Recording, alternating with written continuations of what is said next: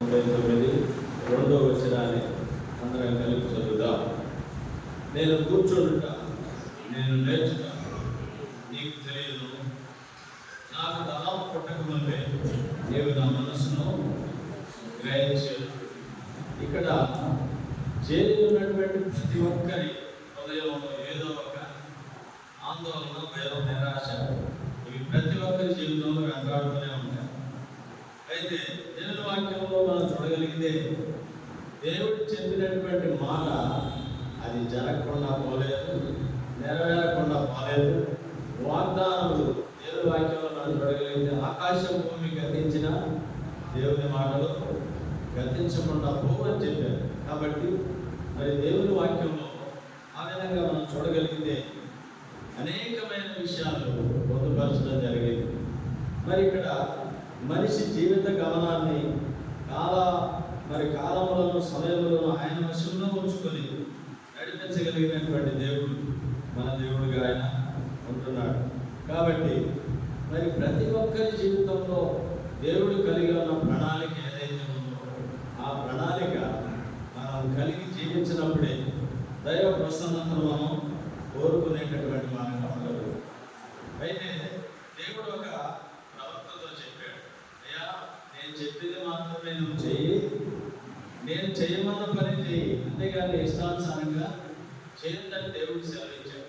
చూడండి, ఆయన దేవుని చిత్తాన్ని పక్కన పెట్టి, దేవుని ఉద్దేశాన్ని పక్కన పెట్టి, దేవుని ఆలోచన పక్కన పెట్టి తన సొంత ఆలోచన చొప్పున నడిచాడు. తన జీవితంలో ఎదుర్కొన్నటువంటి పరిస్థితి ఏదో దేవుని వాక్యంలో చూద్దాం. చూడండి, మొదటి రాజులు 13వ అధ్యాయం. మొదటి రాజులు 13వ అధ్యాయం. ఇక్కడ ఒక వ్యక్తి కనబడతా ఉన్నాడు. ఆయన ప్రవక్తగా పిలువబడుతూ ఉన్నాడు. అయితే ఆయన దేవుడు సెలవించినటువంటి మాట కాదు, తన యొక్క ఆలోచన చొప్పున నడిచినటువంటి వాడుగా ఉన్నాడు. చూడండి, అక్కడ మనం చూడగలిగితే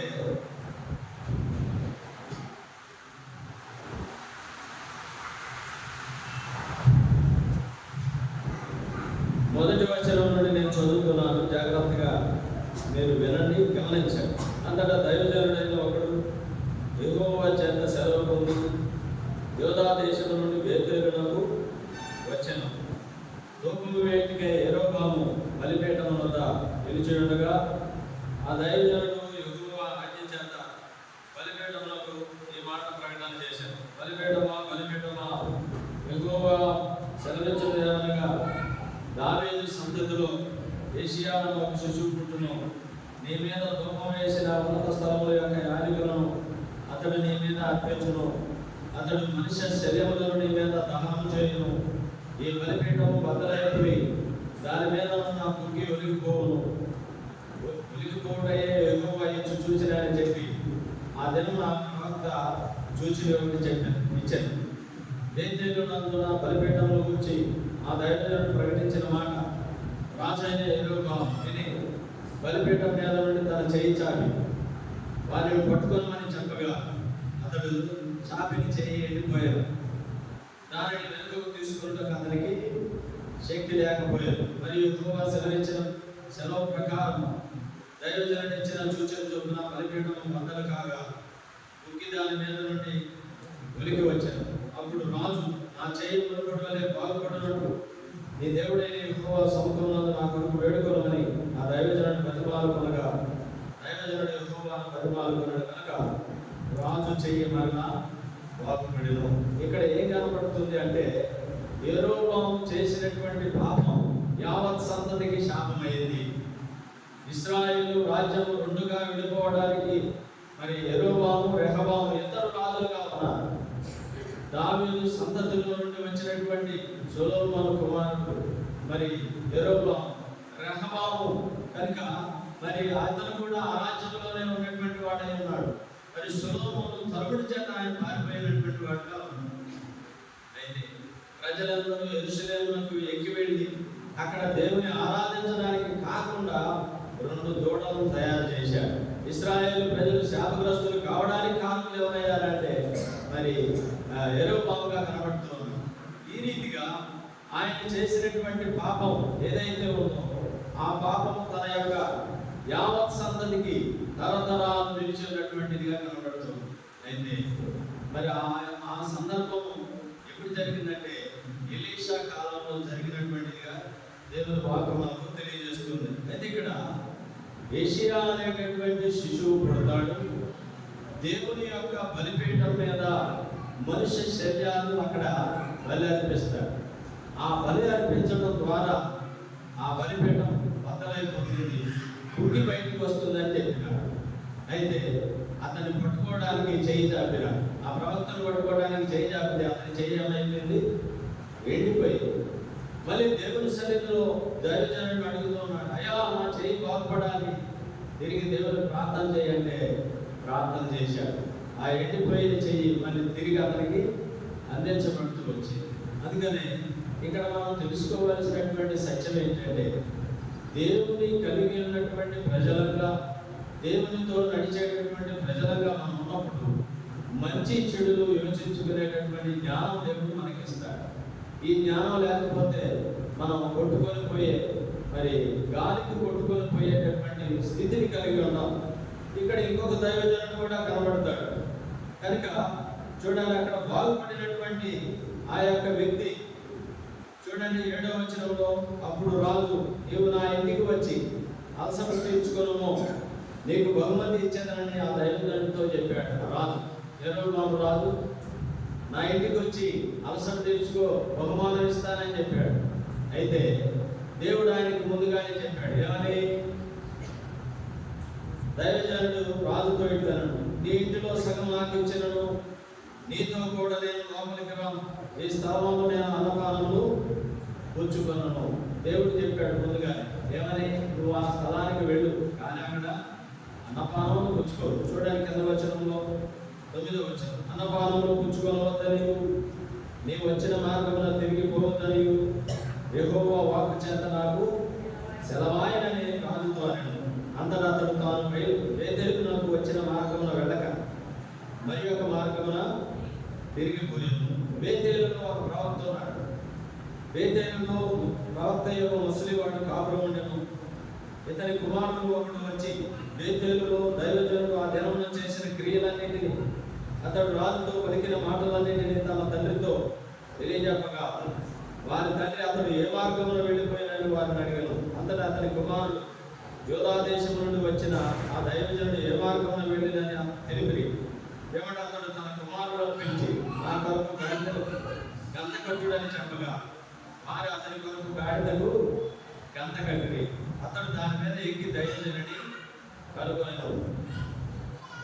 కనుగొనవలనని పోయి మస్తకి వృక్షం కింద అతడు కూర్చుండడం చూచి, యోధా దేశం నుండి వచ్చిన దైవజనుడు నీవేనా అని అతన్ని అడుగగా, అతడు నేనే అన్నాడు. అప్పుడు అతడు నా ఇంటికి వచ్చి భోజనం చేయమనగా, అతడు నేను నీతో కూడా మనల్ని రాజాలను నేత ప్రవేశింపును, మరియు నేను నీతో కలిసి ఈ స్థలమందు అన్నపానములు పుచ్చుకొను. నీవు అంతట అన్నపానములు పుచ్చుకొనవద్దని నువ్వు వచ్చిన మార్గమున పోవటము తిరగవద్దని యెహోవా వాక్కు చేత నాకు సెలవాయనని చెప్పినాడు. అయ్యా, నేను వచ్చిన దానిని వెళ్ళొద్దని దేవుడు నాకు ఏమిచ్చాడు? అనుమతించాడు. కాబట్టి మరి నేను వెనక్కి తిరిగి రావడానికి దేవుడు అనుమతి ఇవ్వలేదు. ఈరోజు దేవుని అనుమతి లేకుండా, దేవుని ఉద్దేశం లేకుండా, దేవుని ప్రణాళిక లేకుండా మనం ఎన్ని ప్రయత్నాలు చేసినా కానీ గుడ్డిదే. అందుకనే ప్రతి దానికి సమయం గలదు. ప్రసంగి 3వ అధ్యాయం 1వ వచనంలో కనుక ప్రతి దానికి సమయం ఉంది. ఏడవడానికి, నవ్వడానికి, కూర్చోవడానికి, కనుక ఏడుపు ఆపడానికి, ఏడవడానికి, సంతోషపడడానికి, ఇలా ప్రతి దానికి సమయం ఉందని రాయబడుతుంది. ఆ విధంగా మన జీవితంలో సంభవించేయాలి. దేవుని ఉద్దేశం చొప్పున జరిగితే అవి మేలుకి, లేకపోతే అవన్నీ కీడికి. అందుకని దైవజనుడితో ముందుగానే దేవుడు సెలవిచ్చాడు. కనుక ఏం చెప్తూ ఉన్నాడు ఆయన చూడండి.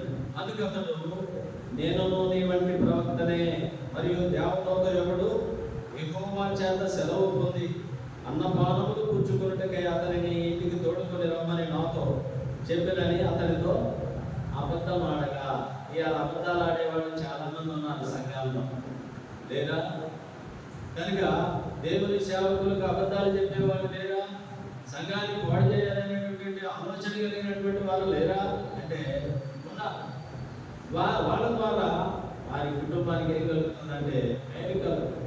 దేవుని వాక్యం సెలవిస్తుంది, మీరు ఆశీర్వాదములకు కారకులు అవ్వడానికే పిలువబడ్డారు కానీ నిందకు, అవమానానికి, దరిద్రకు మీరు మరి వారసులు కావడానికి పిలవలేదు. కాబట్టి ఈయన జీవంలో ఉండాల్సినటువంటి దేవుని సేవకుడు, దేవుని చేత నడిపింపబడాల్సినటువంటి దేవుని సేవకుడితో అబద్ధం ఆడుతూ ఉన్నాడు. ఏమని? నేను కూడా నీలాంటి ప్రవక్తనే అని చెప్పి దేవదూత నిన్ను నా ఇంటికి తోడుకొని రమ్మని అబద్ధం చెప్పింది. సేవకులు కూడా అబద్ధాలు చెప్పేవాళ్ళు అర్థమైందండి. కనుక చూడండి, రోమీయులకు రాసిన పత్రిక 8వ అధ్యాయం, రోమీయులకు రాసిన పత్రిక 8వ అధ్యాయం.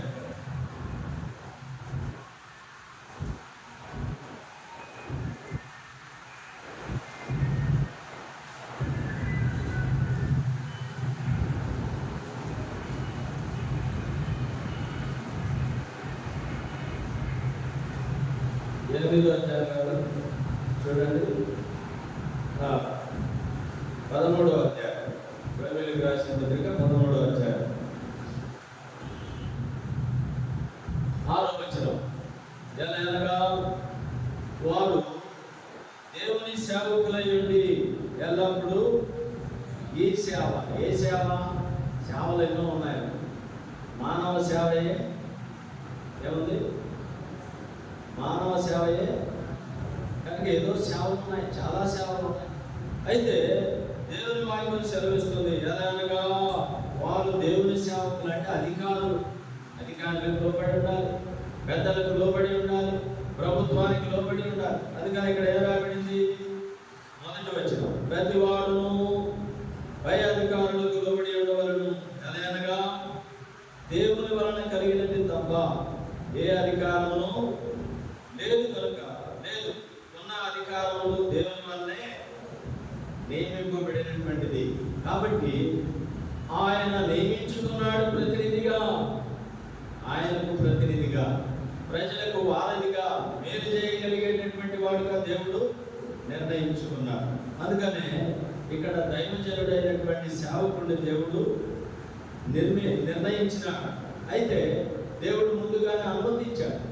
ఆ అనుమతిని ఆయన ఏం చేసినాడు? ధిక్కరించినాడు. చూడండి, అక్కడ మొదటి రాజులు 13వ అధ్యాయం 18వ వచనం. అందుకు అతడు, నేను నీ వంటి ప్రవక్తనే, మరియు దేవదూత ఒకడు యెహోవా చేత సెలవు పొంది అన్నపానములు పుచ్చుకొనుటకై అతనిని ఇంటికి తోడుకుని రమ్మని నాతో చెప్పినని అతనితో అబద్ధమాడగా అతడు తిరిగి అతనితో కూడా మరలిపోయి అతని ఎంత అన్నపానములు పుచ్చుకొనెను.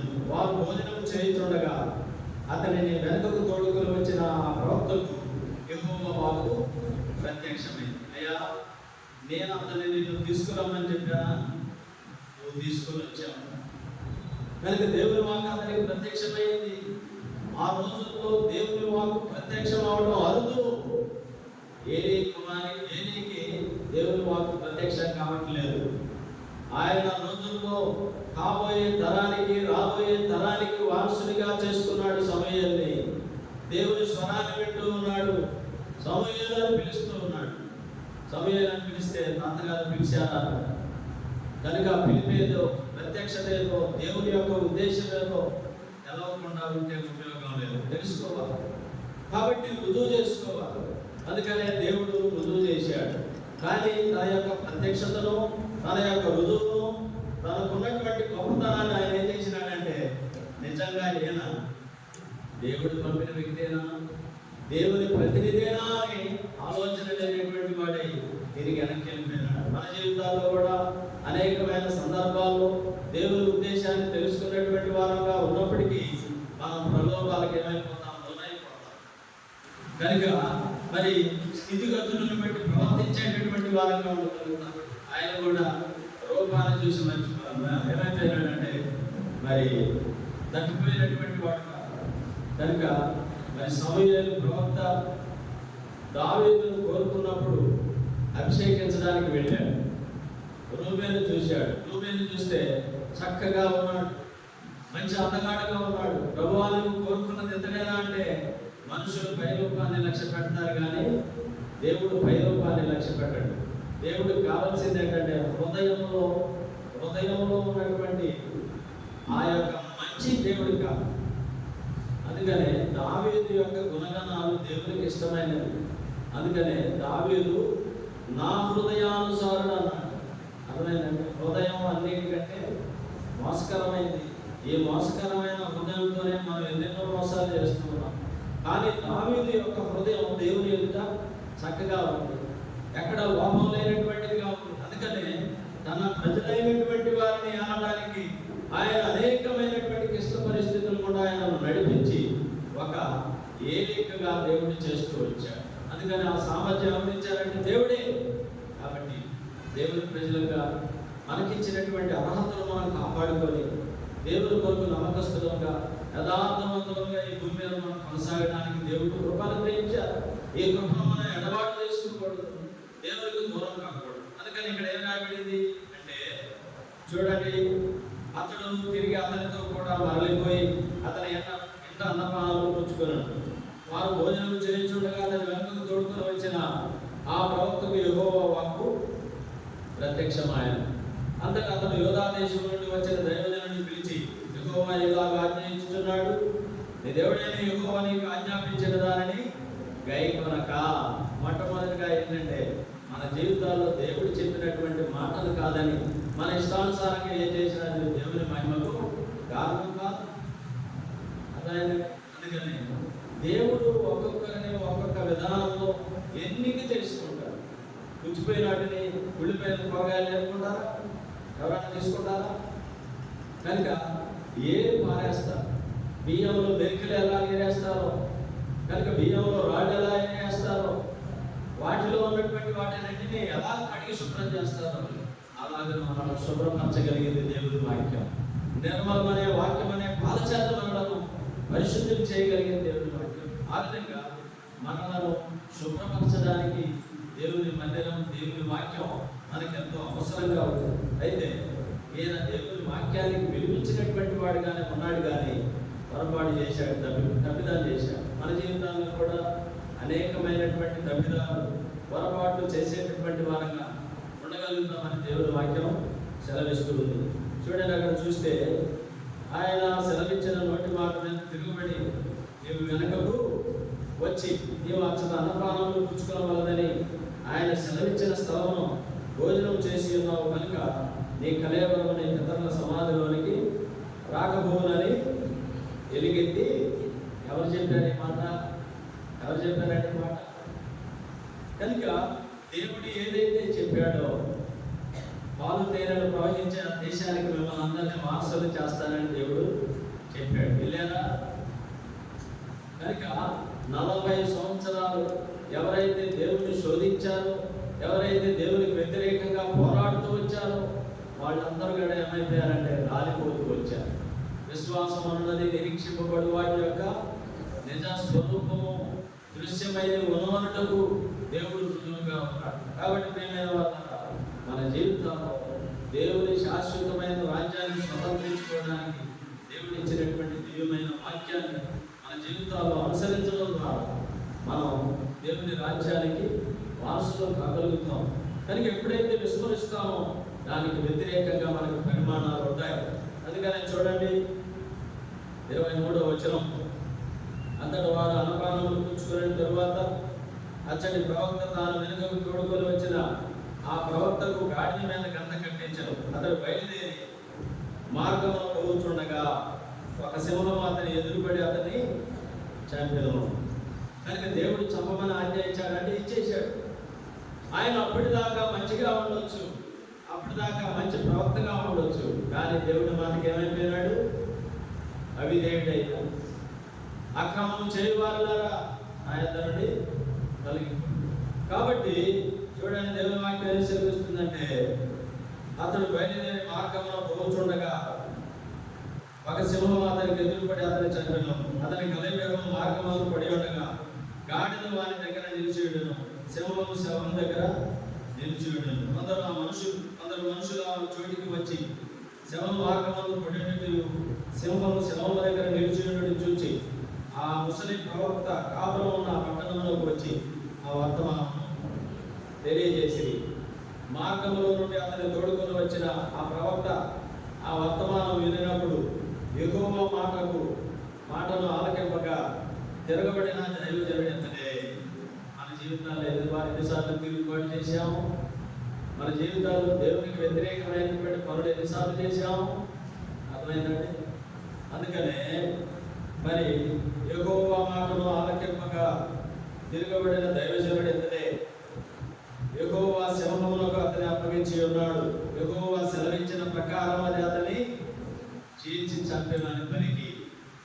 కనుక నేను ఏదో అబద్ధం ఆడాను, నేను అబద్ధం ఆడినంత మాత్రాన ఆయన ఇది నిజమా కాదని కనిపెట్టాలి కదా. కనిపెట్టాలంటే మనలో ఏముండాలి?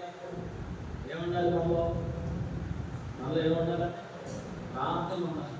ప్రార్థన ఉంటే ఇది దేవుని వల్ల కలిగిందా? చూడండి, అపోస్తుల కార్యం 4వ అధ్యాయం. అపోస్తుల కార్యం 4వ అధ్యాయం.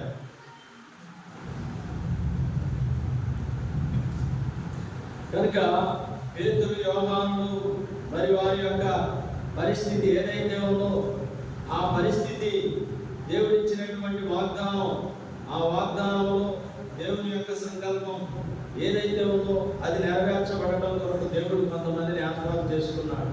అర్థమైందండి. అది దేవుని వలన కలిగిందైతే దాన్ని ఎవరు కూడా పాడు చేయలేరు. మనుషుల వల్ల కలిగిందైతే పాడైపోయింది. చూడండి 5వ అధ్యాయం, అపోస్తుల కార్యం 5వ అధ్యాయం 35వ వచనం నుండి చూడండి.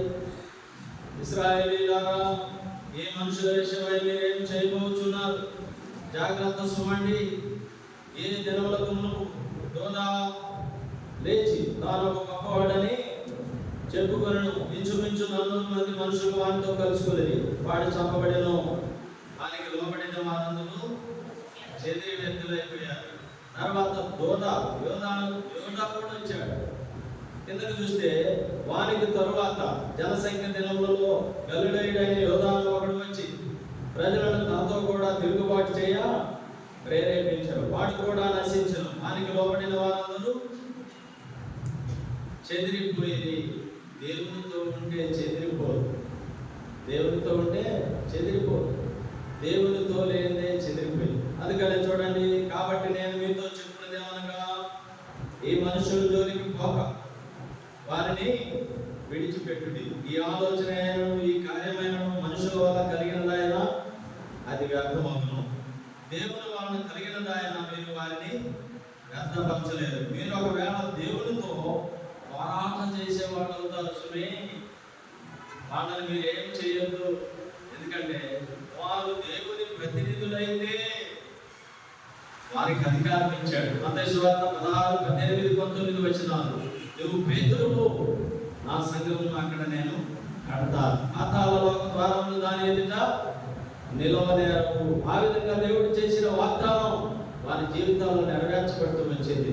3వ అధ్యాయంలో మరి దేవాలయానికి వెళుతున్నటువంటి సందర్భంలో 33 ఏళ్ల నుండి అక్కడ పడి ఉన్నటువంటి వారిని లేపగలిగినాడు. 14వ అధ్యాయంలో అపోస్తులైనటువంటి పౌలు వస్త్రాల్లో బలహీనమైనటువంటి పాదాలు కలిగినటువంటి వాడిని లేపగలుగుతూ వచ్చాడు. ఇదంతా ఎలా చేయగలుగుతూ వచ్చారంటే దేవుని సామర్థ్యాన్ని, దేవుని శక్తిని బట్టి. కాబట్టి దేవుని ప్రజలంగా దేవుని వెంబడించడంలో ఎక్కడైతే లోపం కలిగి ఉన్నామో సరి చేసుకొని చక్కదిద్దుకొని నడిచేటటువంటి వారిగా ఉన్నప్పుడు మన జీవితాల ద్వారా దేవుడు మహిమపరచగలిగేటటువంటి వాడుగా ఉన్నాడు. ఈయన కూడా దేవుని మహిమపరిచినటువంటి వ్యక్తే. కాకపోతే ఏమైందంటే చిన్న పొరపాటు చేశాడు. ఏంటి అంటే దేవుని అనుమతి లేకుండా దేవుని అనుమతి పొందినటువంటి వాడిగా ఉన్నప్పటికీ తిరిగి తన తప్పిదం ఏదో మానవ తప్పిదం తెలుసుకోలేనటువంటి స్వనీతిని ఆధారం చేసుకున్నాడు. స్వనీతి కాదండి దేవుడికి కావాల్సింది దేవుని నీతి, దేవుని యొక్క ప్రత్యక్షత వేరుగా ఉంటుంది. అందుకనే ఆయన మనుషులందరికీ బుద్ధిని, జ్ఞానాన్ని, వివేకముని ఇచ్చాడు. కనుక ఏవి మాన్యములో ఏవి ఖ్యాతిగాలో దేవుడు బయటపరిచాడు. అందుకనే దేవుని ప్రజలంగా మనం కనిపెట్టవలసింది దేవుని సన్నిధులు. అందుకని ఇక్కడ రాయబడింది చూడండి, ఈ దైవజనుడు ఏం చేశాడంటే దేవునికి వ్యతిరేకంగా తిరగబడ్డాడు.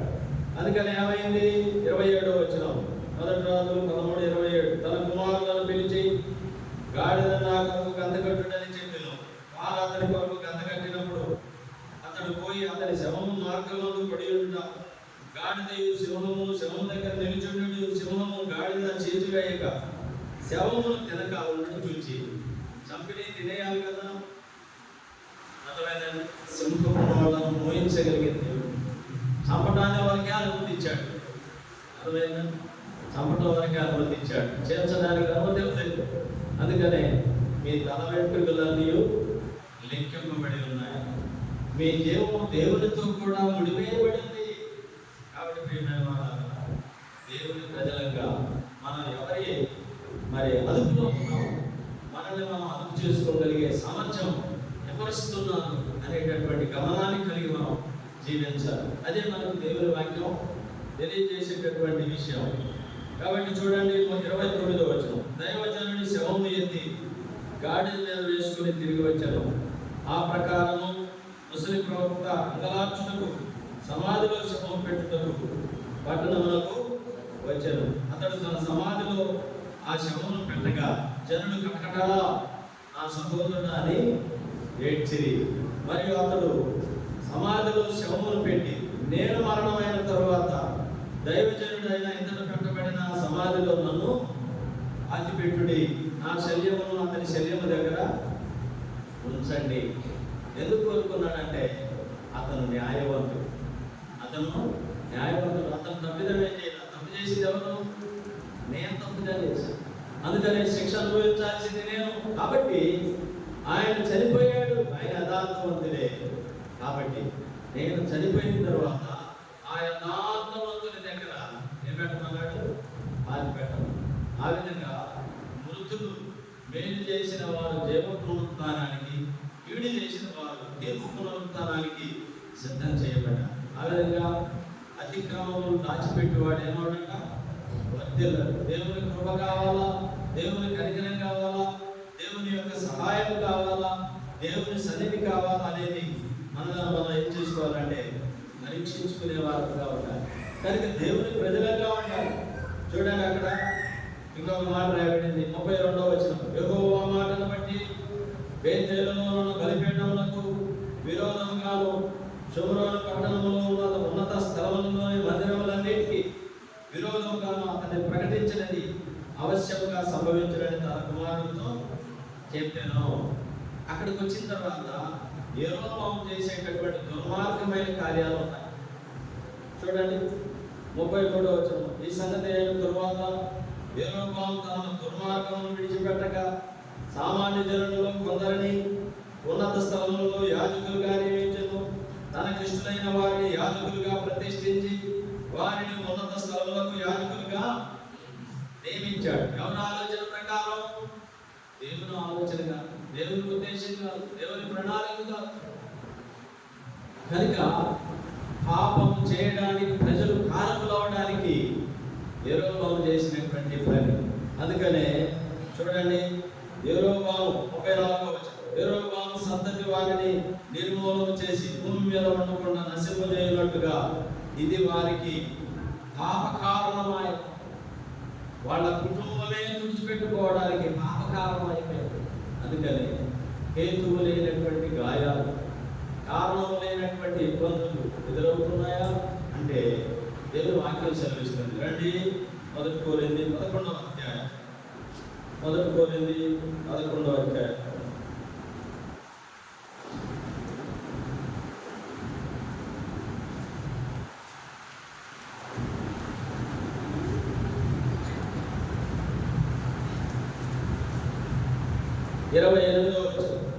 కాబట్టి ప్రతి మనుషుడు తను తాను, మనం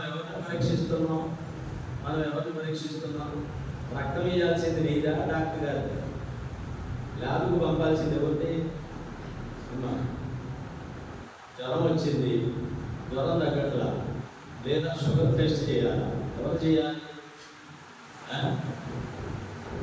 దేవుని వాక్యం సెలవిస్తుంది. చూడండి, కాబట్టి ప్రతి మనుషుడు తను తాను పరీక్షించుకోవాలి.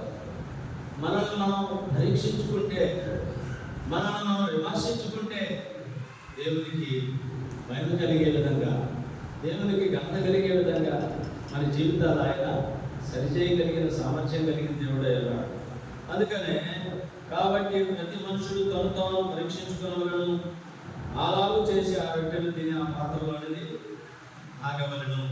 మనల్ని మనం ఏం చేసుకోవాలంటే పరిశీలన చేసుకోవాలి. చూడండి 2 కొరింథీ 13వ అధ్యాయం 5వ వచనం చూడండి. మీరు విశ్వాసం కలవారై ఉన్నారో లేదో మిమ్మల్ని మీరే చూసుకోండి. మీలో విశ్వాసం ఉందా? కనుక యేసుక్రీస్తు ప్రభువారు మూడవ జామున ఎక్కడి నుంచి వస్తున్నాడు? ఆయన సముద్రం మీద నడిచి వస్తున్నాడు. పేతురు శిష్యులందరూ చూసి ఏమంటున్నారు? అమ్మో దెయ్యం అంటున్నారు. ఆయన అన్నాడు, నేను భూతాన్ని కాదు, నేనే అని పిలుస్తూ ఉన్నాడు.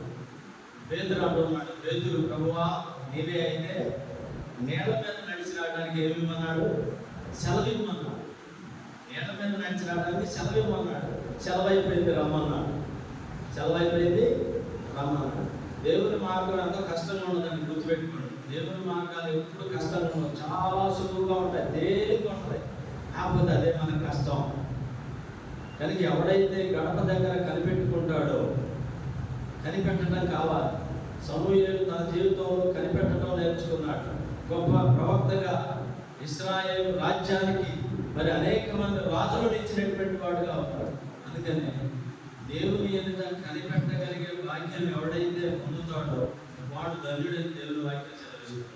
కాబట్టి ఈ యొక్క జీవితంలో మనం చూడగలిగితే గొప్పవారినిగా చేయడానికి దేవుడు కొన్ని పరీక్షలు గుండా వారిని ప్రయాణింపజేస్తాడు. ప్రతి అనుభవం వెనక, ప్రతి పరిస్థితి వెనక దేవుడి యొక్క అనుభవాలు, పాఠాలు ఉంటాయి. అందుకనే అపోస్తలుడైన పౌలు తన జీవితంలో అనేకమైనటువంటి క్లిష్టమైన పరిస్థితులు గుండా వెళ్ళడానికి దేవుడు అనుమతించాడు. అయితే అవన్నీ కూడా అనుభవ పాఠాలుగా ఆయన జీవితంలో దేవుడు కృపదూపుతూ వచ్చినాడు. అందుకనే మరి తన యొక్క పరుగు పందెంలో కానీ, విశ్వాస జీవితంలో కానీ ఎక్కడా దేవునికి అవమానకరంగా ఆయన జీవితం లేదు. అందుకని మన జీవితాల్లో దేవునికి మహిమకరంగా మన జీవితాలు ఉండాలంటే విశ్వాసంలో స్థిరముగా ఉండాలి. కాబట్టి మరి స్థిరపరచబడినటువంటి వారమై ఉండాలి. చూడండి 2 కొరింథీ 11వ అధ్యాయం 5వ వచనం. మీరు విశ్వాసం కలవారై ఉన్నారో లేదో మిమ్మల్ని మీరే శోధించి చూసుకోండి, మిమ్మల్ని మీరే పరీక్షించుకోండి. మీరు భ్రష్టులు కాని అలా. ఏ విషయంలో భ్రష్టులు? ఆత్మీయతలో. అర్థమైందండి? ఆత్మీయతలో.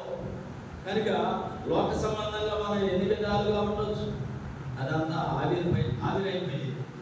అందం ఆవిరైపోయేది, ఆరోగ్యం ఆవిరైపోయేది, ధనము ఆవిరైపోయేది. అందుకనే ధనము శాశ్వతము కాదు, కిరీటము తరతరము ఉండదు. అందుకనే నిలిచి ఉండేది ఏమిటంటే దేవుని రాజ్యం ఒకటే. మత్తయి సువార్త 5:8వ వచనంలో నీతి కొరకు ఆకలి దప్పులు గలవారు దాన్ని. కాబట్టి ఎవరైతే నీతి కొరకు, దేవుని రాజ్యం కొరకు, దేవుని ఉద్దేశం కొరకు, దేవుని సంకల్పం కొరకు ఎవరైతే తమను తాము పవిత్రంగా కాపాడుకోగలుగుతారో వారందరూ దేవుని బిడ్డలుగా జీవించగలిగే భాగ్యాన్ని దేవుడు మనకు అనుగ్రహించగలిగినటువంటి వారై ఉన్నారు. అందుకని ఇక్కడ మీరు భ్రష్టులు కాని ఎడల యేసుక్రీస్తు మీలో ఉన్నాడని మిమ్మల్ని గూర్చి మీరే ఎరగరా. కాబట్టి మనకు అర్థమవుతుంది నేను ఏ విధంగా ఉన్నానో, ఏ విధంగా దేవుని మహిమపరుస్తున్నానో, ఏ విధంగా నేను యోగ్యమైనటువంటి విధానంలో ప్రభువుని వెంబడిస్తున్నాను అనే విషయాన్ని మనం పరిగణలోకి తీసుకోగలుగుతాం. ఆ రీతిగా చూడండి 6వ వచనంలో కూడా చెప్తూ ఉన్నారు, మేము భ్రష్టులం కామని మీరు తెలుసుకుందురని నిరీక్షించుచున్నాము. కాబట్టి మరి నిరీక్షణ కలిగినటువంటి వారమై దేవుని ఎదుర్కొనేటటువంటి వారంగా, మరి దేవుని ప్రజలుగా మనలను దేవుడు సిద్ధం చేయాలని చూస్తూ ఉన్నారు. ఆ రీతిగా దైవజనుడు తప్పిపోయినటువంటి మార్గంలో నుండి దేవుని ఉద్దేశంలో నుండి, దేవుని సంకల్పంలో నుండి నేను తొలగిపోయినట్లయితే తిరిగి ప్రభు మనలను సమకూర్చగలిగినటువంటి వారైన మత్తయి సువార్త 25వ అధ్యాయం. మత్తయి సువార్త 25వ అధ్యాయం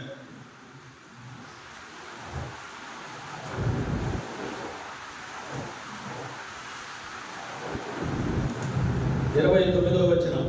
కలిగిన ప్రతివానికి ఏమనను, అతనికి సమృద్ధి కలుగును. లేని వారి వద్ద నుండి వారికి కలిగింది కూడా ఆత్మీయతను తృప్తి కలిగి ఉన్నావా? దేవుని యొక్క భయభక్తులు కలిగి ఉన్నావా? దేవునికి ఇష్టడిగా జీవించగలుగుతున్నావా?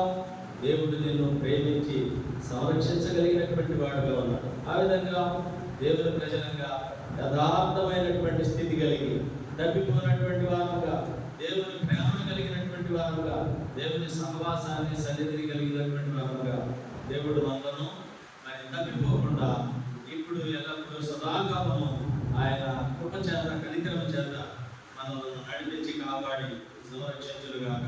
దేవుడి మాటలు దీవించుగాక. రండి మోకరిద్దాం, మనల్ని మనం పరీక్షించుకొని యోగ్యంగా ప్రభు వలను సమీపిద్దాం. దర్శకులైన అందరినీ